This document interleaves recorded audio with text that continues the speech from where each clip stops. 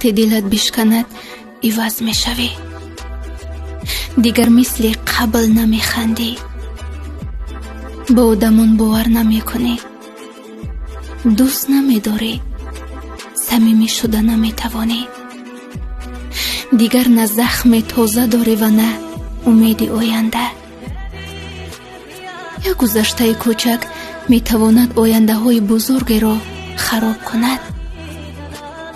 эй кош як оғош, як зоно, як такяву як ҳарф, як садо ё як навозиш метавонист дили одамро ором мекард. метавонист гузаштаҳои сахтро фаромӯш мекард. мазлумтарин одам ҳамоне буд ки хеле шабҳо барои хеле одамони дилтанг такягоҳе буд, вале дар сахттарин шабҳои худаш такягоҳе надошт. вақте ки дар зиндагӣ муваффақ мешавӣ, дӯстҳоят мефаҳманд ки ту кӣ будӣ.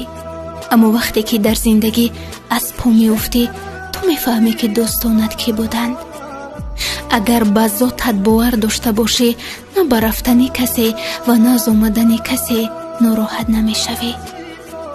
беҳтарин ҳамдам дар ҳар ҳолат фақат худованд буд.